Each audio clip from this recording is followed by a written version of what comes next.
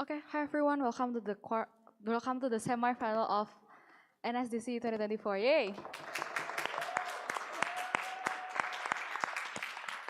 So before we start, several housekeeping rules as per usual. But before that, I'm just going to quick introduce the judge one by one. So in this chamber, you're having me. My name is. I'm going to introduce you for myself. My name is JJ from Jateng from Undip.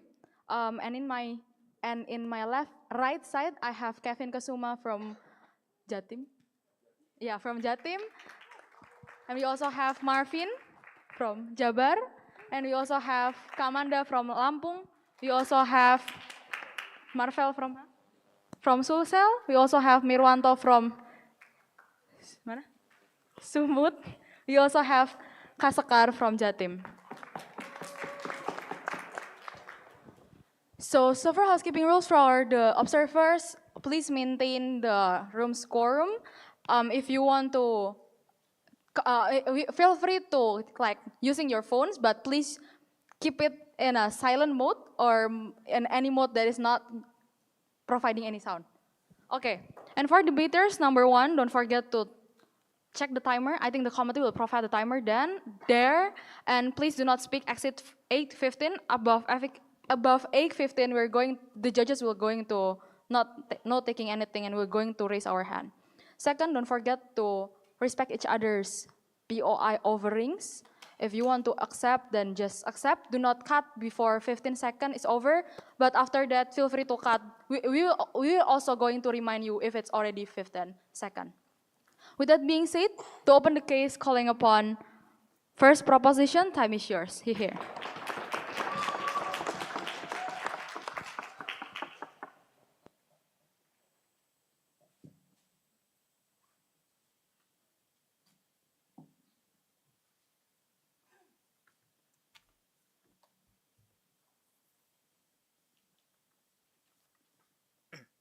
Audible?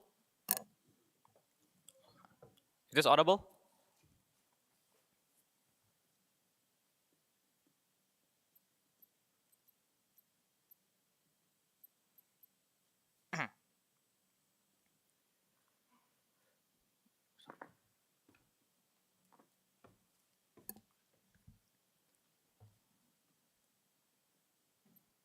We're teetering on the edge of an apocalypse. As world superpowers fence on a tightrope which keeps us from falling into global destitution, OP lies to themselves and says it's fine, Ganchana, stability is here. 2 points of model. Firstly, denuclearization means that we're going to remove or de-escalate everything nuclear. This means nuclear weapons, and obviously this means nuclear energies. We think that this is something that we are willing to trade off. However, secondly, we think this is a very hypothetical debate. That is to say that we are able to fiat that there is going to be some kind of international treaty, and so far the motion says that it's essential for global security. All we need to prove is that we get that, and we don't have to prove how we get that, simply if we're able to fiat in this denuclearization. However, the burden here, we want to make this very, very clear, that it's simply we need to prove why it's impossible to achieve the criteria of global stability without denuclearization. We want to make this very, very clear. We do not have to prove why we're able to achieve global stability under our side, simply that it's impossible to achieve it under their side where nuclearization is a thing. So what are the criteria that we want to impose for global stability? We think that it means you have global solidarity and cooperations across all nations, that you have people where the countries aren't at each other's throats, and also we think that this looks like a geopolitical scale, that is to say, the domestic conflicts, that is to say, within certain countries that doesn't go across border or international borders, isn't a part of this debate. We think that all we need to prove is that we don't get geopolitical conflict or international conflict under our side, and these are the criteria of global stability.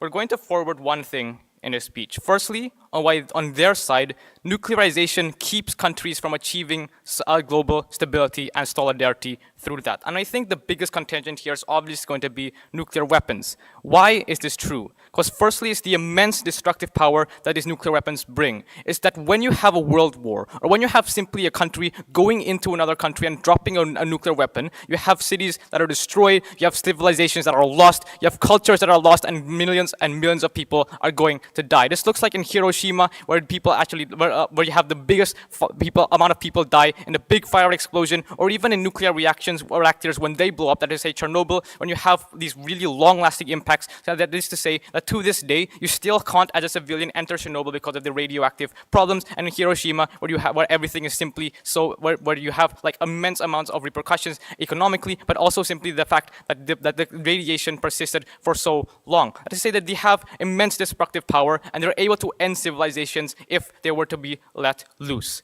So secondly, then, on why you're unable to get global stability under their side is simply because of like where these nuclear weapons are located. That's to say that they're generally in the hands of the superpowers of the global East and West. That is to say the U.S. and Russia, but also other countries that have really big contentions in the international relations and international sphere. That is to say that these are countries that are generally at each other's throats. That is to say that USA and Russia really aren't friends, and anything if they want to interfere with the others, then they're at the threat of instilling a world war, simply because of the the degree of contention within these two nations. However, notice that opposition's best case scenario here, when they still have nuclear weapons in play, that is to say that they don't have them all decommissioned as they would on our side, is that the best case there for them is simply that they're able to keep these countries in check. But notice that this isn't a solvency. This doesn't mean that they get global stability under their side, because mitigation doesn't mean solvency. You still have the nukes, and you're still able to let them loose simply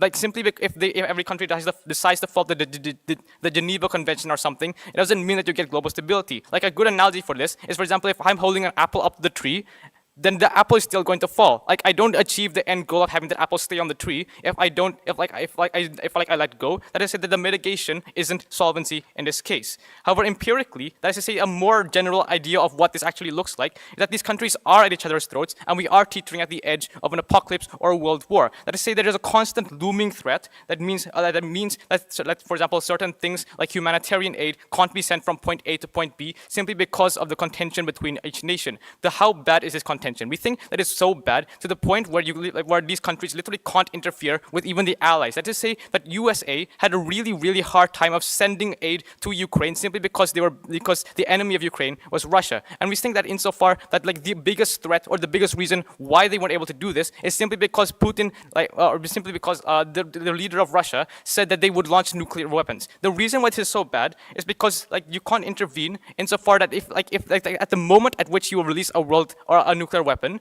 is the moment that you get world war and international conflict. That is to say, the only way to respond to the release of a nuclear weapon is to respond in kind with your own nuclear weapons. That is the reason why, for example, in the Cold War, when Russia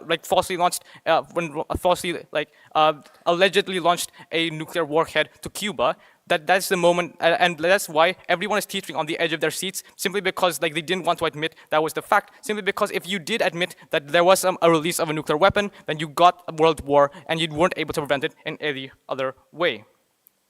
However, lastly, because of fear. That is to say that the fact that that you have the world at this edge. That is to say that you're literally about to enter a world war, or simply because of the existential threat that these things bring. We think that this in turn prevents any actualization of global stability. The reason for this is that one, you're constantly edging the people on their seats. However, secondly, is that governments obviously want to cure that fear, and they want to show that they are powerful. This pushes for the development of more nuclear weapons.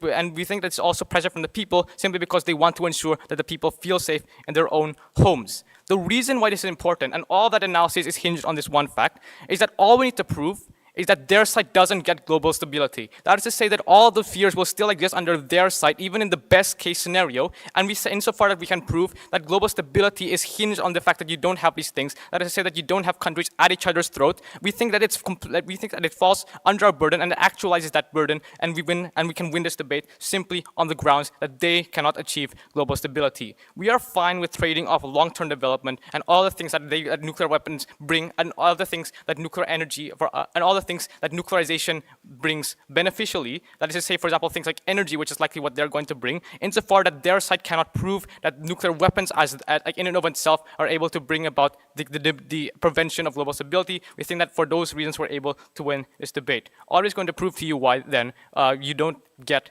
the global stability under their side we propose.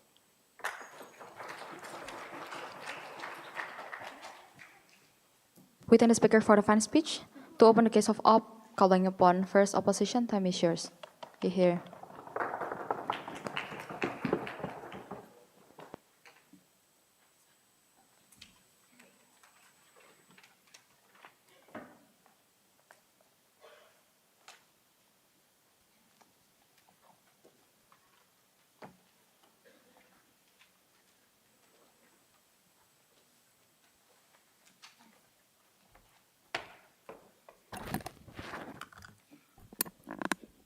Okay.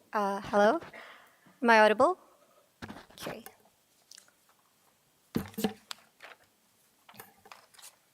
Trigger warning, I'd probably talk about political things. Yeah. Just to get it straight, I'm just doing it for the debate. It's not pretty serious. Wait, how can I?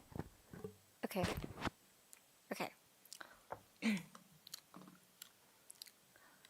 If we were as scared as technology of smartphones, for example, as how Team Jakarta is scared of nuclear, we'd probably be doomed because we don't have any internet salvation, for example. We'd probably be stagnant on the 1940s. We'll probably rely on stones to communicate with other people. I have two things for framing then. Firstly, our only stance is to prove to you why this is essential for us to have these nuclear bombs, for example, or to still have that for instability. But let's note, it is true, while it is true that global stabilization might seem like an imaginary situation, the burden of proof that we have to concede here is the only proof on why we'd minimize the situation on pretty much geopolitical tension. We'd have to prove to you then on which team could reach an ultimate part of a minimization of stabilization to begin with. We'd probably still reach stabilization. The only thing that both teams could actually compete to is to how we utilize this, for example, and how we concede to that. But secondly then, on our side of the house, there probably is, we notice that there's probably a lot of issues happening between these global tensions or geopolitical tensions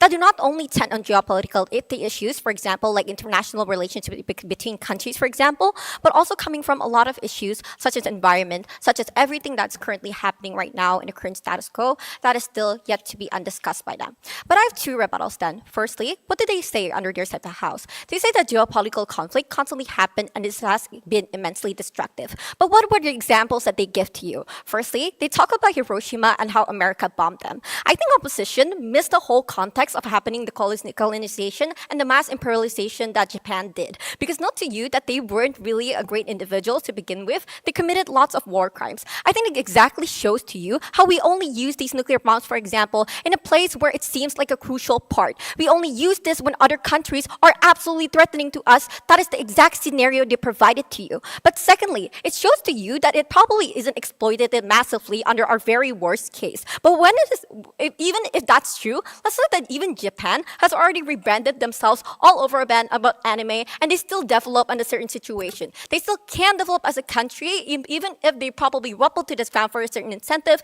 This is just a moral thing. Probably these countries could still develop in a certain sense. All of these countries still have the power to go back into that situation. The problem is that this nuclear bomb is never to be exploited under our side. But secondly, they think this is a constant dooming threat under our side. But if like global leaders was such as like rational as what they proceeded to you, I think I wouldn't be here. Because if NK of North Korea, for example, if the leaders were extremely detrimental and extremely irrational in their usage of nuclear, then we probably won't be here. So let's note to you that this is only a basic assumption by Team Jakarta that is still untrue. But secondly, fear comes from a lot of things. Fear comes from not feeding your family, for example. It comes from certain tensions. It's not only limited towards political tension. But how do we ensure safety under our side? Let's note that there's a lot of regulations happening during nuclear bombs. It is not used as an incentive to actually bomb anyone. It is not a market that everyone can access to, for example. This is not simply accessible.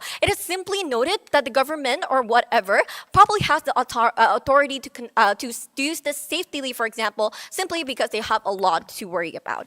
But I will then integrate many of my rebuttals then to my arguments. Firstly, then, how do we as opposition minimize war? Then, firstly, let's note that this is an incredible intimidation tactic. The fact that World War III didn't happen right now, for example, is because we are scared that each other countries have nuclear bombs, for example. We understand that it's a certain threat, but the problem is that we utilize this as an extreme intimidation tactic. That is an extremely preventive act that will happen under our side exclusively. Let's not you probably instinctively tend up to stop to stop fighting someone, for example, when they have a knife because they know it could be dangerous to you, for example. That is exactly what's happening between these countries. They don't irrationally act on each other. They probably use this as an intimidation tactic only. It is only a preventive act. But secondly, how then are we going to solve massive political tension to minimize this? Firstly, let's note that, for instance, we have allies and every union to actually solve us in certain parts. Let's note that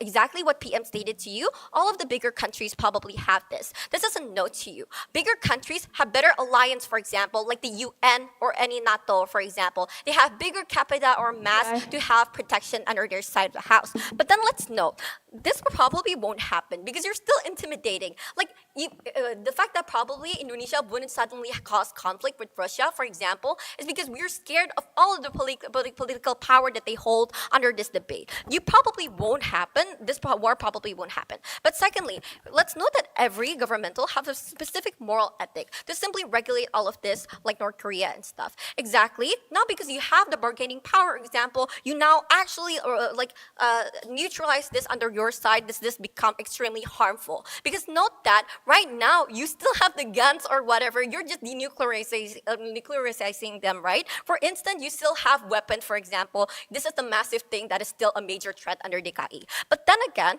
you're probably still going to avoid war and stuff because you know that this affects you economically, politically, for instance. You know that you're going to have moral bad names, for example, between other countries. This might affect your relations between other countries, for example. This is why. But for example, note that America probably has the extreme grievance between the Great Depression because all the wars they caused before. It's probably causing bankruptcy between the society. We said that this is not going to happen again because mostly they understand the partial conflict that begins to that. They now know all of the impacts that happens between that. But secondly, why then global stabilization will still happen under our side? Let's note that first, global issues are extremely volatile, like the pandemic, for example. The only problem happens when it's very unpredictable, right? Let's note to that. But how then do we why then global stabilization will still happen under our side? We can do with other motives. We probably can still negotiate with one another. This is not exclusively limitized. You can still negotiate through other political instances, for example, or you can still use plenty of other regional harms, for example, to actively threat on one another. But secondly, why is this biotechnically great for us? Firstly, not that nuclears aren't extensively used for war only. We use this as a research to solve cancer, for example. All the bionuclear tension that we still has an incentive and a moral and a better significant usage for this. It's not only limited to war. Not that the invention or human innovation is what gradually develops us as a capita, for example. It is what develops you as a society, for example. But even if let's note that all of I spent last 7 minutes to explain to you on how war would happen. If war is extremely crucial, then it's still going to be extremely bad under opposition. Note that industries probably that revolve around nuclear won't develop under their side of the house. You probably won't actually do research fields between these cancer fields or some whatever. You probably won't try to research on other electoral things that you can use out of nuclear inventive because right now you just take everything away from them. You just take all of these research away. This is very essential and exclusive under our side. The reason why World War III never happened and it will never will, for example, is because we understand the certain conflict happening. We understand the power that these countries have. This is only exclusive under our side because war will not happen that irrationally. If it does, then we probably all wouldn't be here to begin with. I say opposition deserves to win.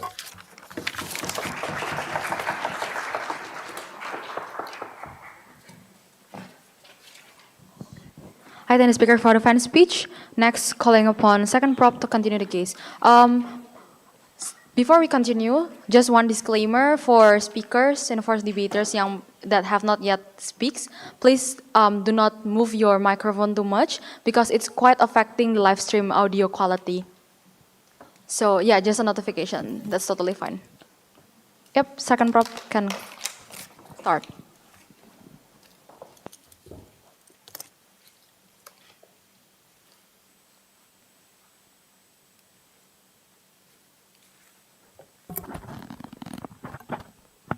Just checking that this volume is okay.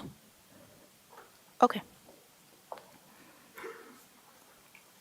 Time starts in 3, 2, and 1. I'm going to be discussing 3 things today. 1, on the possibility of the usage of nuclear weapons. 2, what happens to other types of nuclear uses. And thirdly, and an extension on why the proliferation of the nuclear weapons are likely going to fall into the wrong hands. And notice that this directly clashes with what opposition just brought out. Firstly, then, on the usage of nuclear weapons. First thing that we heard on top, at the top of like first op speech, right, is that, oh, if we didn't develop smartphones and if we didn't opt into the industrial revolution, we won't have the internet. Notice the complete disparity between the examples that they're using. Because do smartphones kill people? Do smartphones, when they're used, ingrain your shadow at the streets of Japan? Do they literally kill you? They bedrid you to the point at which you're going to slowly die, and it's actually better to die because otherwise you're going to suffer for the rest of your life. You cannot do anything. You're bedridden. We don't think so. This example falls directly because in the end, the very reason why we don't want nuclear weapons is because it kills. It doesn't bring any sort of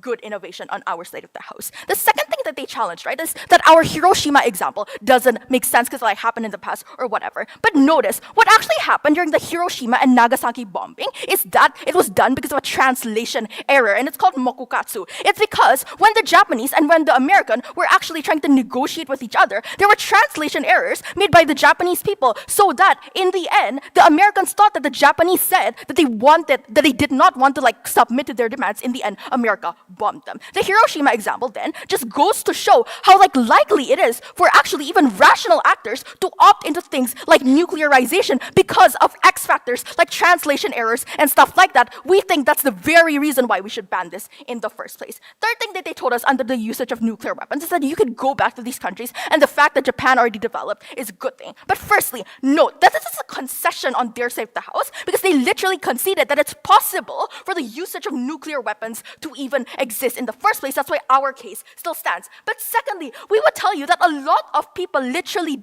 died in Japan, in Hiroshima, in Nagasaki, and this like brought on into the next generations too because of generational like problems and stuff like that. We don't think that this is something that you should take lightly because literally you're going to lose your life or you're going to lose the ability to function in the long run. Fourth thing that they told us is that, oh, there won't be actors who are going to irrationally act. But this is an assertion because they never proved this. They just asserted throughout their entire speech why this is the case. Also, understand that irrational actors also do exist, or that simply we think that it's irrational, but it's actually rational for them, like terrorists or like really crazy autocrats to suddenly bomb like new countries and stuff like that. That's what I'm going to extend on. Fifth thing that they told us, right, that is, oh, there's global allies, so you can like align yourselves with larger countries, and it's good like that. But firstly, right, we'll tell you that it's bad for global stability in the first place because that means that there's a disproportionate amount of power that you're putting into these countries like the US, like North Korea, like Japan or whoever, or like Russia who actually has these kinds of weapons. We think it's bad because at the point at which there's a hegemony of these like really nuclear developed countries, they can literally rule the world because there's the threat of them using it to your own country.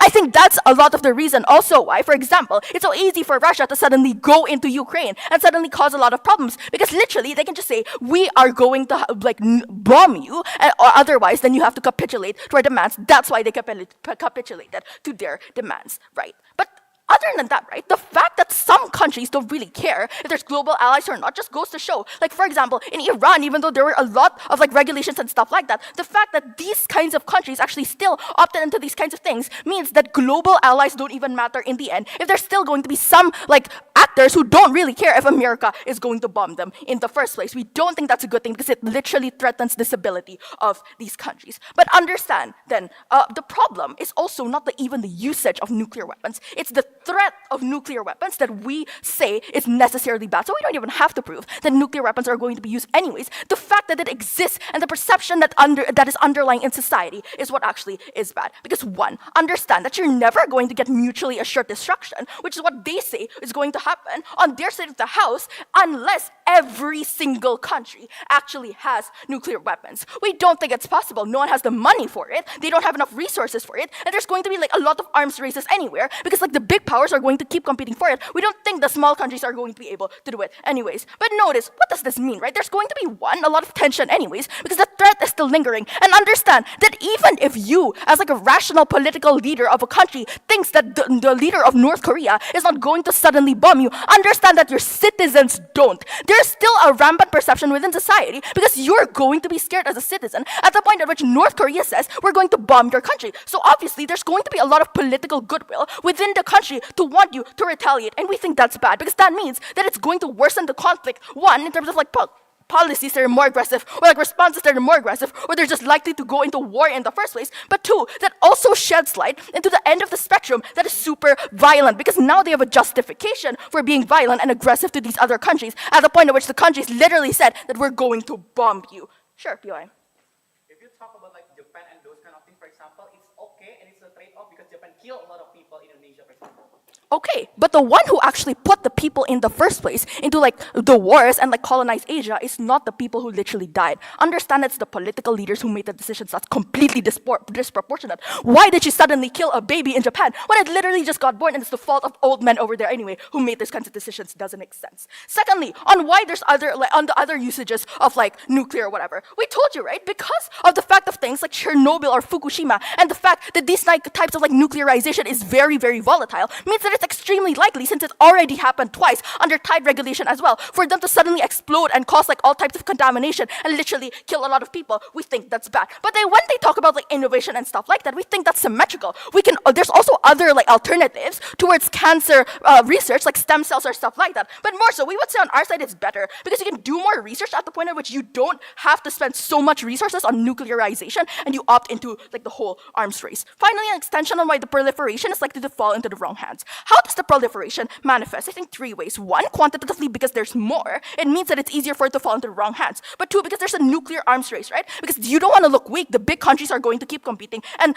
even if these big countries still need to maintain their reputation. So even if they don't, they're going to say that they have a lot of nuclear weapons, and that perception is an never-ending cycle in which the other countries also want to become a global leader. They're going to continue on an arms race. But understand that even small countries, they're going to be incentivized to opt in because of the proximity to these large countries that actually have them. What does this mean? It means that it's more widespread, it's available, there's probably more nuclear scientists, resources become cheaper or easier, it's easier to like mass produce these kinds of things falling into the wrong hand. And understand that when it falls into the hands of terrorists who don't really care about retaliation, and understand that retaliation is not possible anyways because they're stateless, right? That means four things are likely to happen, right? One, they're probably gonna randomly stumble into the wrong thing and use it. But two, the further proliferation allows them to make it and monopolize the market or become a like mafia over it. But three, they can come into power also in like unstable countries with like poor development. Like for example, if the countries already had development in the nuclear energy, like Iran, but suddenly there's a coup and then like these actors are able to bomb everyone. But fourthly, right, it also can be like state-sponsored terrorism at the point at which these states, they want to retaliate, but they just want to blame it on another like rogue actor. But even if that were not true, it's still bad because at the point at which you have these kinds of things, these terrorist groups, they have a lot of leverage and they have a lot of political power. So the fact that it's extremely believable and it's extremely perceivable that they probably have these kinds of weapons,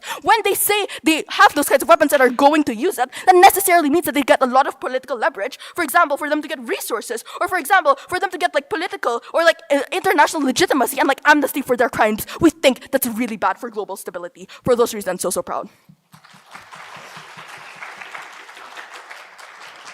We then a speaker for the final speech. Next, to continue calling upon second up. Oh, okay. Oh yeah, did the microphone? Oh yeah. Don't forget if you want to POI, turn on the microphone when it's off. The signal is here. Okay, second up, you can start.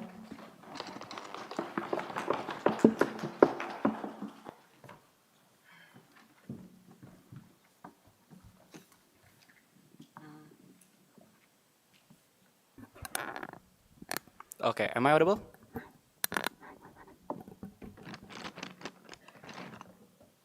Am I audible?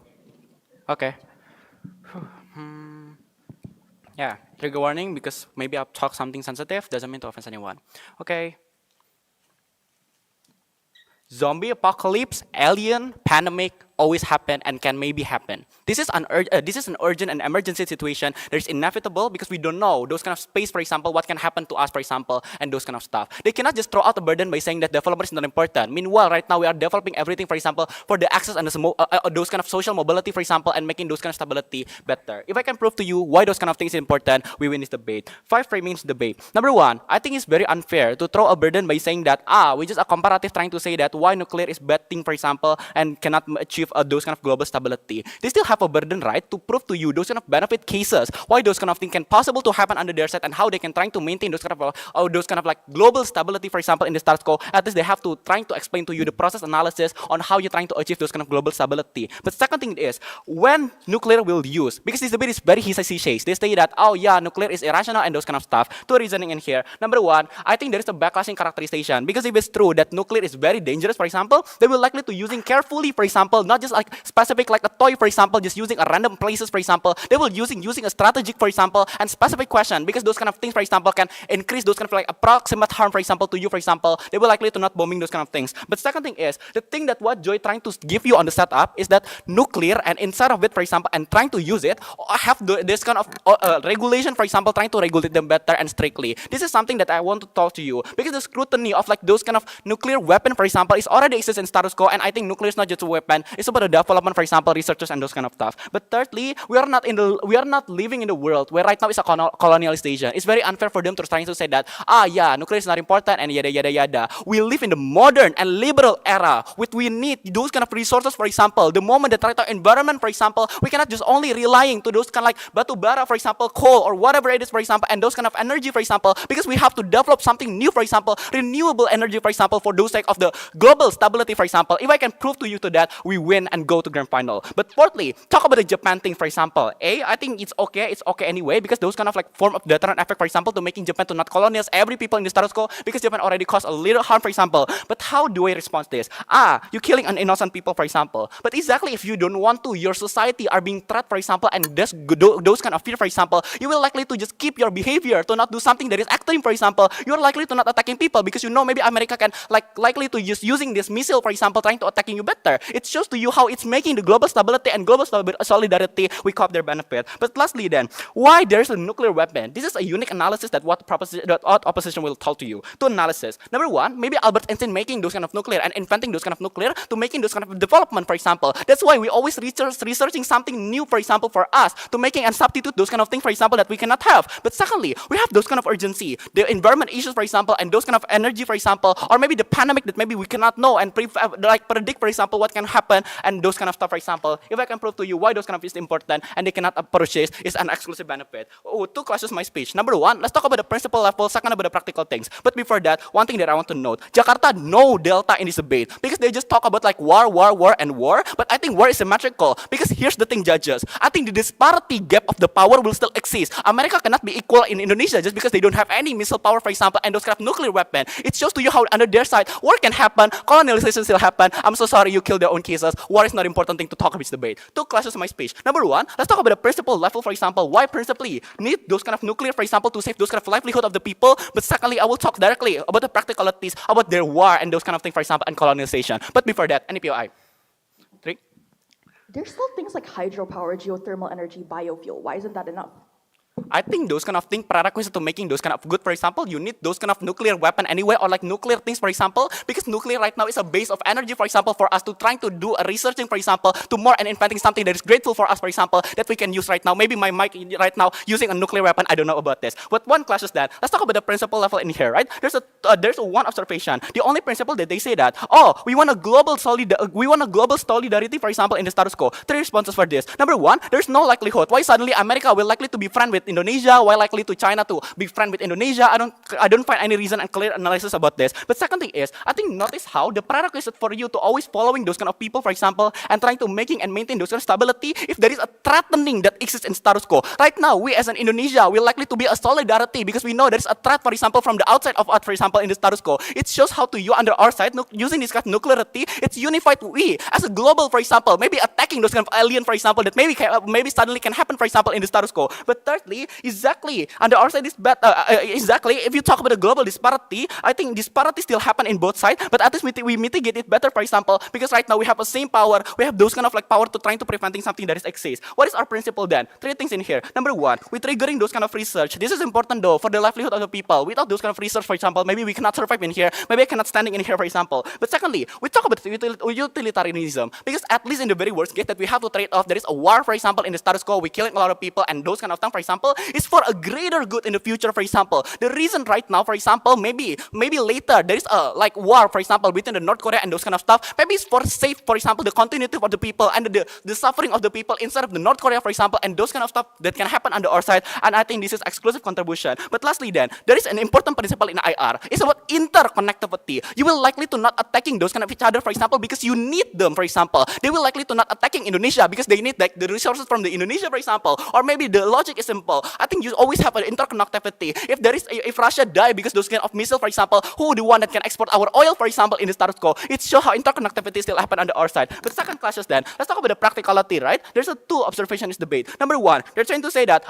we will likely to feel threatened, for example, and fear, for example, for responsible for this. Number one, I think no, I think this will not like it's not true anyway, because I think like you still have those kind of capacity and power, for example, to opt out from them, for example, and trying to rejecting those kind of power, for example. We can do an embargo, for example, and those kind of stuff. We can still have those kind of power. But second thing is, even if it's true that the fear likely to happen on our side, for example, exactly is a form of check and balances. It's making you to not attacking each other, for example, because you know there is someone country, for example, that is progressive like America that will likely to attacking you using your missile, for example, and those kind of thing. Why this incentive and likelihood exists? Because at the end of the day, America or like those kind of like progressive like country, for example, and developing the developed country, for example, don't want this war to happen because it's can promoting and endorsing those kind of problematic in the global stability. Maybe because there is a problem with Russia and you attacking with Russia, I think Russia can likely to just like trying to freezing those kind of oil, for example, and to not sell it to you, for example, because those kind of problem that exists in status quo. But thirdly, exactly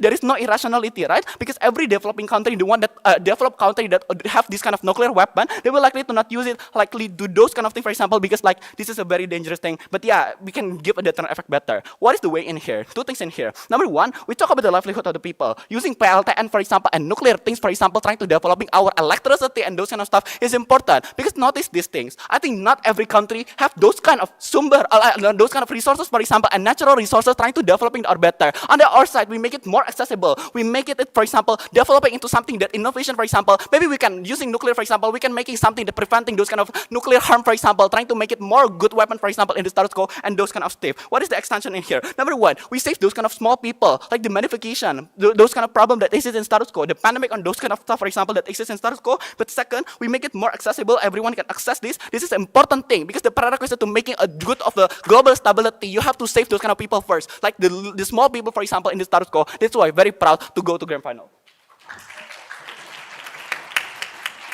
Attention speaker for the final speech. Just one more gentle reminder: do not shake the microphone. Do not move around because it will affect the audio in live stream. It will not affect us in here, but it will affect the one that watching from home and supporting for all of you guys. To continue then, calling upon third prop, time is yours. See here.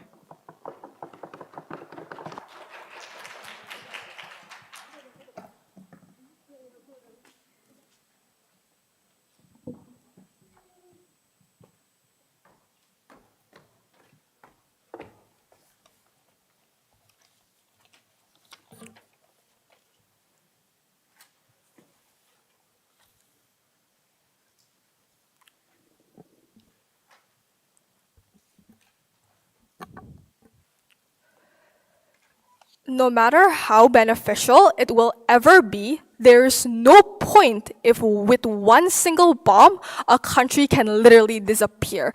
Side opposition then has the burden to prove as to why something that dangerous is allowed to be possessed in the first place, and secondly, how it's going to achieve global stability. When a few countries hold global stability in the palm of their hands, why is that okay? If you want development in the modern world, make machines for natural resources or something. Like if they want to push development, at least explain why it's exclusive on your side, why you need nuclear for development in the first place. I'm sorry I cannot call USA to be friends with Indonesia right now, but at the very least, we prove to you why nuclearization is much worse for us to be friends with the USA. Before I move on then, I'm gonna mainly call them out firstly, right? Like I wanna talk about, I'm gonna talk about the two main clashes under this debate. Firstly, I'm gonna talk about nuclear possession and why exactly it is bad in the first place. We told you on side proposition that firstly, nuclear possessions are bad in itself because when these bombs drop and explode,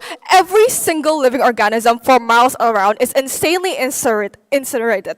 And after it drops, globally, are any of these countries able to survive the post-war trauma of this? The damage of everything being radioactive, struggling to find even clean water. Not only do these bombs kill when they drop, but they also kill after they drop. Days, weeks after they drop. Global stability then will be gone because this one country will be so unstable that impacts things globally. Security, other countries will obviously feel threatened. Economy, there's literally no economy if their population is dead then, right? Secondly, I want to talk about less accountability on side opposition. Like, look at North Korea. We've been throwing that back and forth, right? Who dares even defy them? Why is that? Because they have nuclear backing them up. Push them off enough edge, and then they'll threaten you at best, but deploy them at worst. But even if, right, they're miraculously good, it's still bad for a few reasons. Firstly, the fact of nuclear possession being bad, like my first point, but secondly, economy advantage is still usually by these countries that have nuclear weapons in the very first place.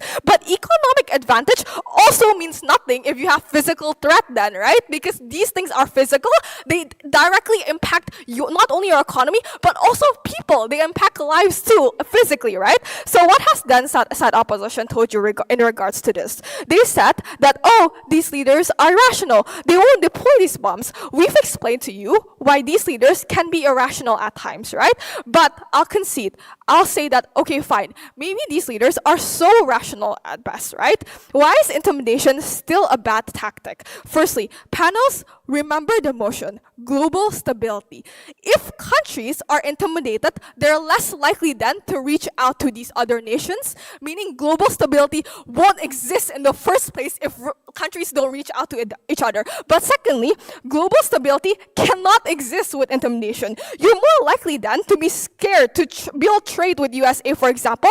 Even if you need their products, you'll run to other countries that can provide you the same resources USA is able to, but they don't have nuclear weapons. That is a direct prerequisite of global stability, which is like not being intimidated of the other countries. That security is symmetric, and that sectors are flowing from one country to another. Secondly then, I'm going to talk about like the nuclear regulation in itself, right?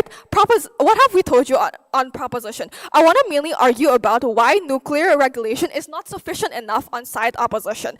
They say that, oh, you can regulate it, blah, blah, blah.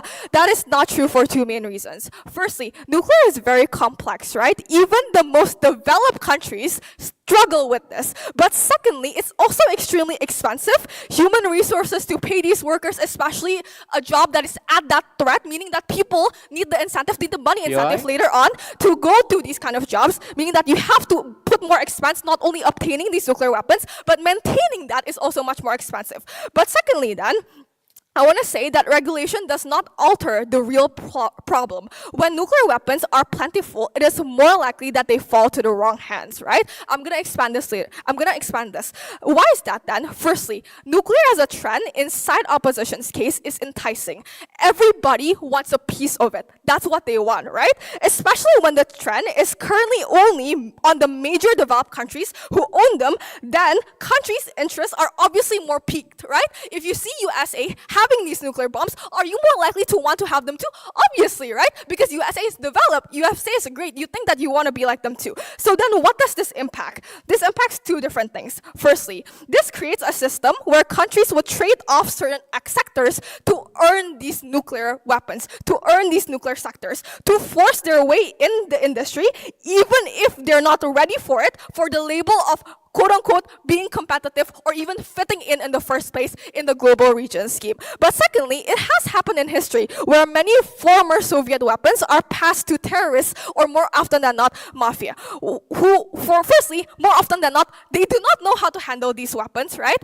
And secondly, they don't necessarily have the intent to treat them well and have the intent to like handle them maliciously, right? So this completely negates their case about nuclear in itself being useful. I agree, fine. Nuclear can be useful at times, but it's important that its harms outweigh its benefits, especially globally. So what have they told you then about like nuclear being beneficial? Firstly, they say that you want development, right? I say to that there are other alternatives. If the problem here is security, if the problem here is energy, for example, we have alternatives. We have hydro, we have solar, we have wind, etc., which they have not told you once why that is not sufficient, right? They never explain to you as to why that cannot be achieved on our side. But also, I want to note that even if, at the very worst case, that this is not enough for side opposition, I want to say that these things can actually be developed more if these developing countries stop fixating on nuclear weapons in the very first place. If you stop allocating your resources to obtaining these nuclear sectors, to obtaining the workers for these nuclear sectors, where will your money go? Your money will still go to development, right? Your money will still go into developing these types of like other sectors that can bring better energy on our side of the house. So at the very least, we explained to you how it is a prerequisite. Also, they told you that it is a prerequisite, that nuclear is a prerequisite when we discovered these things much better before we discovered nuclear, right? So I don't get how they say that nuclear is like a prerequisite for development when in reality it is not. We have been developing much before we discovered what nuclear was. So you cannot tip this off to side opposition, because if you want to argue development can still exist under our side of the house. We are very proud to propose. Thank you very much. With any speaker for the fan speech. Next, to continue calling upon third up, time is yours. Here.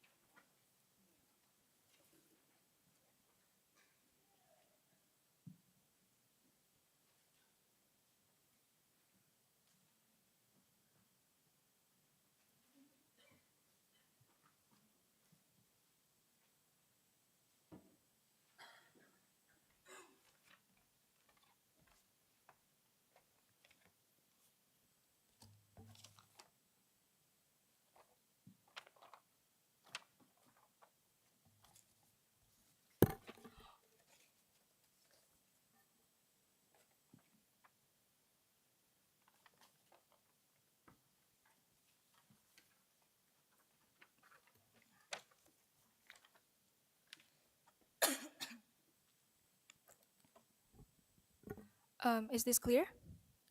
Okay, POA preferences would be she or her. Um, since we're talking about something political, maybe offensive, I'll try to be insensitive, but I apologize upper hand. It's only for the sake of the debate.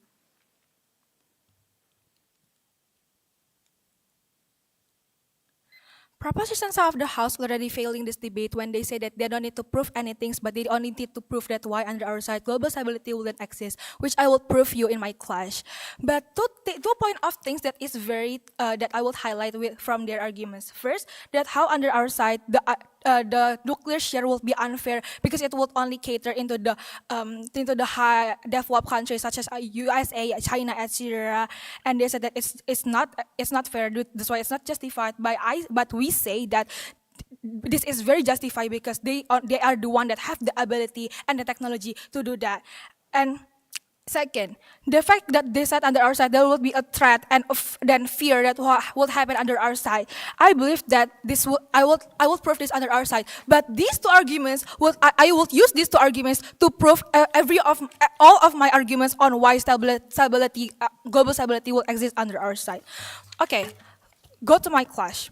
I'm gonna prove you why we can have the global stability. What they said is how first, on the other side, there will be a destructive power. Second, not all countries could do this, which means it's very harmful. Lastly, we are in the age of war, and then we say that we will use this as a preventive aspect. First, yes, we concede that nuclear share is unfair, and which only those powerhouse countries that have it. But I believe it is very justified because yeah, they have the ability and the technology to do that. That's why they are the only one that could. They could ensure the safety of it. Why is it good? First, they are already said that they are the one only that could make it. It means that if they could make it, they could prevent further harms. There are a lot of check and balances. And then second, they are the ones that needed it the most. How? First, the fact that they are the powerhouse countries, it means that if anything will happen under our side, it will be a very high political tensions. And then second, the fact that all of them have the historical grudge, it means, for example, past World War II or post World War I, it means that they are the ones that likely to have further more war that will likely happen. That's why we would use this as a preventive effects for them. Lastly, I believe that because they have the power right now, they are the one that would likely to wage a war. So that's why we use this nuclear as a preventive effect and as a check and balances. How this can prevent war? First, we use this as a threat. That is what they're concerned about, right? But here we use this as a threat. How? First, now they have nuclear. It means that they wouldn't do war because they know, they are aware, they are smart. They know if they do nuclear, there will be a huge genocide at the first place, which would likely to be very harmful. If they reach a nuclear to other countries, they would likely to get it too in back, right? It proves that how the harm will be so huge, so they wouldn't do it. And secondly, they would gain exposure by that because there will be a lot of media that expose this, and which would be very harmful towards them because it would affect their economical sides also. And how this won't be used to harm other countries without the nuclear itself. First, do notice that allies do happen. Let's mention this, that the tensions in geopolitical field usually happens by two things. The east side opposing the west side, which is the China, Russia versus the US and Europe. These two things that would likely to make the geopolitical tensions will be higher, right?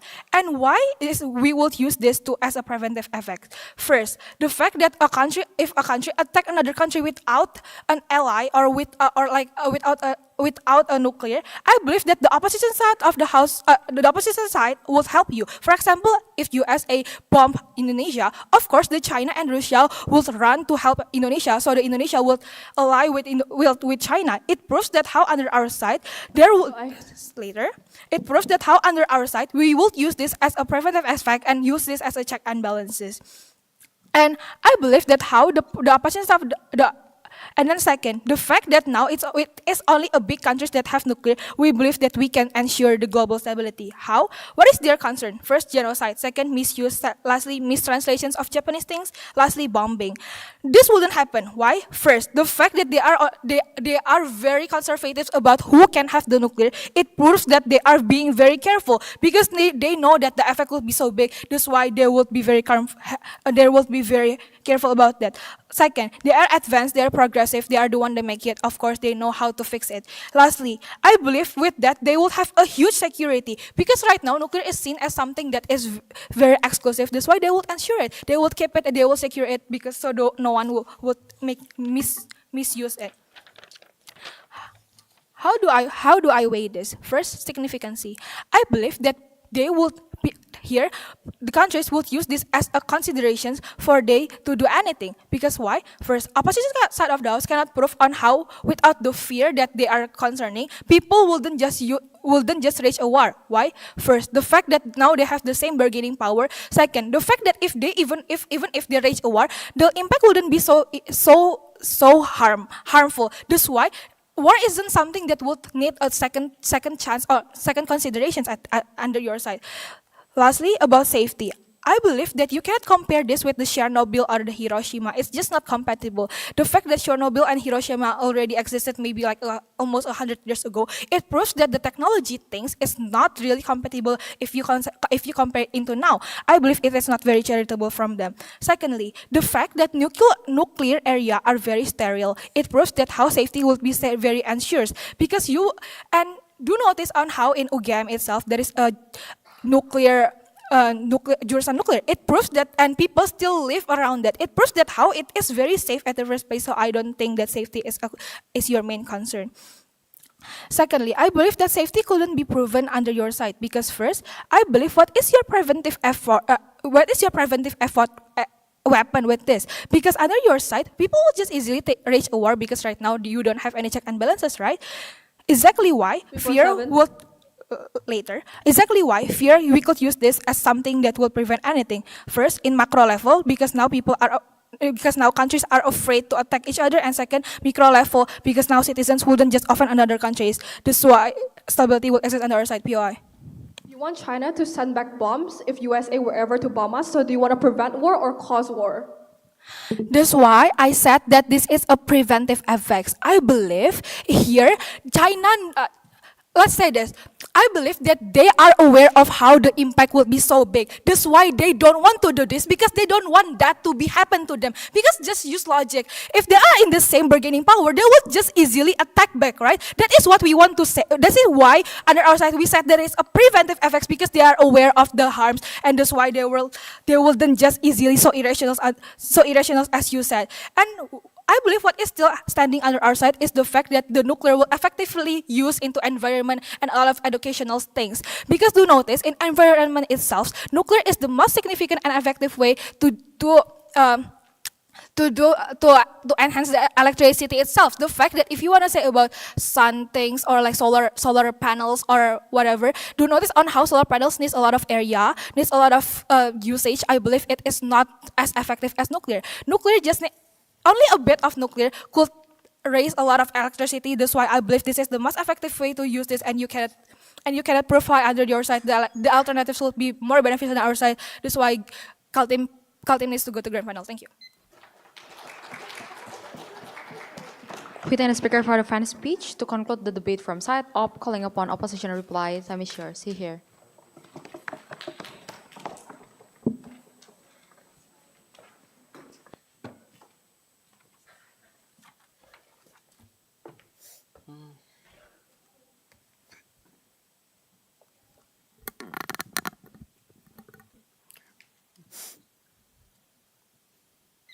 If it's true that developed country Ratau is very irrational, we are not standing here, maybe we are meeting on heaven, or maybe we are not in here, or maybe another place, for example, maybe I don't know where I've been in here. It shows to you how nationality and those kind of country that they scare and score up, the thing that they scare about, and those fear, for example, about those kind of things will not happen. There's a three strategical flaw that Jakarta made. Number one, they never bring any positive cases, even their PM trying to throwing burden that they don't have any burden to provide those kind of benefit cases. No, they still have to bring any comparative as at least better. Why those kind of things still happen? Why the disparity? You can make it more equal, for example, under your side. Why America cannot start a war, for example, using the gun, for example, toward the China? This is logical that they never answer since whip because they just afraid to answer about this. But second things, notice how Jakarta cases playing on cherry picking scenario because they are trying to assume that every country is irrational. They're playing on even if, but there is no analysis in here. It shows to you how in status quo there is a lot of check and balances inside of the country with the two analysis that we give. Number one, there is interconnectivity. I think every country are care about their pragmatic reason anyway. They will likely to not bombing like the randomly placed, for example, because it will impact on this economically that they have, for example. This is just a simple reason in here. But secondly,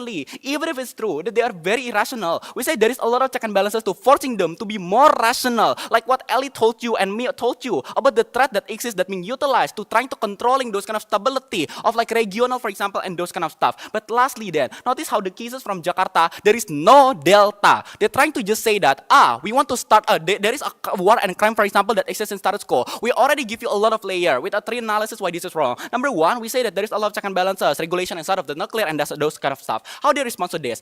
Nuclear is very expensive, nuclear is very complex, and those kind of stuff. We flip and cop this benefit by saying that exactly because it's very complex, it's helpful rather than using hydro and solar, for example, that maybe you have to need those kind of like 50 years, for example, to trying to develop about this. But second, exactly because it's very complex, those kind of things, it's making you to have incentive to regulate and developing more and more, for example, for the sake of the human, for example. But second thing is, actually, we preventing those kind of war crime because the threat that we already explained. But lastly, in the very worst case, that war still happen, it's symmetrical totally, because under their side, the people still can we war, like using tank, for example, or using those kind of missile, for example, that is not using nuclear and those kind of stuff. What is the clashes in here? Two things. One, let's talk about the principle level. Second, let's talk about the practical. Number one, let's talk about the principle level. The only thing that they mention is about the global solidarity. Yeah, we can be friend, for example, and bestie. There is three weighing in here. Number one, I don't find any reason, and even we cop their principle by saying that exactly global solidarity and stability is happen under our side with a few layers. Number one, we prove to you how under our side, using this kind of thing, for example, and development, right now you have a same position, for example, the same like the team, for example, and those kind of club, for example, because right now you have a same thing and same goals. You want to develop better of human resources, for example, and trying to developing those kind of educational thing, like lead to fixing the environment, for example, that is very like dangerous, for example, see on Jakarta pollution and those kind of stuff. But secondly, then exactly on our side we prove how stability is better because there's an interconnectivity, for example, is making you to connecting yourself, for example, with other country trying to maintain those kind of stabilization. But lastly, let's talk about the practical level, right? The only thing they say is that there is a rule, for example, you will likely to rule the small country, you will likely to do that, for example. Number one, I questioning the likelihood because under their side, America can still colonize Indonesia, for example, because we don't have any capital anyway. But the thing is, and the exclusive thing is about the research because those kind of colonization will not happen because a lot of reason, like an economic reason and those kind of stuff. It's proved to you. The important thing to analyze this debate is not about like preventing those kind of war, but it's about like how you get a better researches, for example. Why this is matter? Now, two things analysis. Number one, we explain about livelihood, for example, like those kind of people still need this, for example, like a PLTN, for example, Indonesia and those kind of stuff. But second, we explain to you that those kind of like unpredictable things, for example, can happen inside of your country. There is maybe zombie and train of Busan, for example, and those kind of stuff can happen on the our side. It's true to you. It's proved to you that how on our side, this is a form of self-defense mechanization that we're trying to prove to you. That's why grand final irrefutably go to grand final. Within a speaker for the final speech, last but not least, calling proposition reply to conclude the debate from side prop. Here.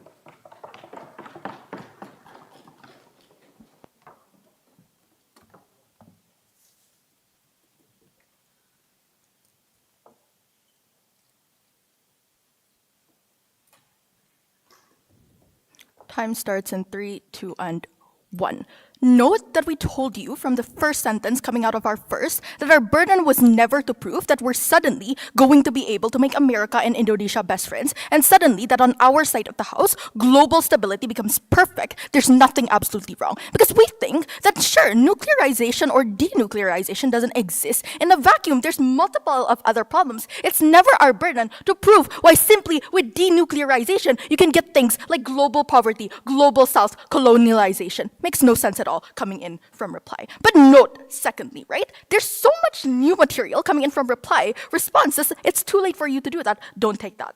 Okay, 3 things under the speech. 1, on nuclear weapons. 2, what happens to geopolitics and IR, international relations. And thirdly, my basically unresponded extension. Firstly then, what happens with nuclear weapons? We told you since the beginning of our speeches that that on their side of the on both sides of the house, there's going to be the proliferation of weapons everywhere. Because we told you that there's going to be things like arms races between the larger countries because they want to maintain the perception that they're the global leader. They want to maintain the perception that they're always on top. So it doesn't even matter that these other countries don't have any weapons. If they say that they have weapons, America, China, Russia will still be at each other's throats and they're still going to develop these kinds of weapons. But secondly, right, that also still means that the small countries are going to be scared. They're likely to opt into this kinds of thinking because they think that I'm going to be extremely defenseless at the point at which Russia points a bomb at me and says, do this or else your entire population is going to die. What does that mean? That means 2 things, right? Firstly, when they never actually prove to us why on their side of the house that actors are still going to be rational. Their only idea of them being rational is because they're rational. But secondly, the fact that there's more weapons in the first place means that accidents are likely to happen. It means that it's probably going to fall into the wrong hands anyway. They never engage with that because notice that literally the only type of response that we get comes out very late in third. And they say that, terrorists, irrational actors are going to be rational because they're going to be rational. Makes absolutely no sense. You need to prove to us in the incentive structures why all of my mechanization and framing in second does not stand. Don't take that. B then, under the usage of nuclear nuclearization. I think the second thing that comes up under this point is about nuclear technology or nuclear research and stuff like that. But firstly, we told you since second that the volatility proven through the accidents of Chernobyl and Fukushima, which literally killed a lot of people and made that area contaminated forever, means that this volatility is not worth it because we don't care if you get economic advantages if literally there's no population for you to feed in the first place. Secondly, we told you under this that there's other types of like energy as well, like geothermal, biofuel, hydro, and stuff like that. It's weird when they tell us that, oh, it's going to come from nuclear energy in the first place. No, geothermal literally means that it comes from the land. Biofuel literally means that it comes from leaves. Thirdly, then, under this, we told you that the resources for nuclearization then can be used for development or for research on our side of the house. I think it's better that Indonesia, like, decides to develop employment or like medical research rather than like opting into the fear of nuclearization and suddenly developing nuclear weapons. Secondly, on geopolitical tensions, right? Firstly, we told you that like you have to make a lot of concessions and like soft power at the point at which there's a global hegemony, and that's one, because that means that in the end you're still in the power of these people. We never said that their power is going to be that their power is going to be suddenly balanced on our side of the house. We say that at least you're going to try and balance it. You take this threat of them bombing you away. We think that's very important. But secondly, there's also still irrational actors anyway. When they tell us that solidarity will exist because there's like one big like mafia or like evil dude that you're going to suddenly like be scared of, that makes no sense because there's a multitude of problems. For the very reasons they say that like the problems don't exist in a vacuum means there's also like other things that you can like coalesce around. Thirdly, then, on my unresponded extension, notice that all of this still stands at the end of this debate. It's not responded. They say that actors aren't going to be irrational because they're going to be irrational. Take this in your name. Sorry. Sorry. Thank you. We thank the speaker for the final speech that marks the end of this round. So for debaters, you can just stay here, wait here. But before that, shake hands to each other. We're going to announce after we are finishing the deliberation later on. Thank you. Good debate. Great debate.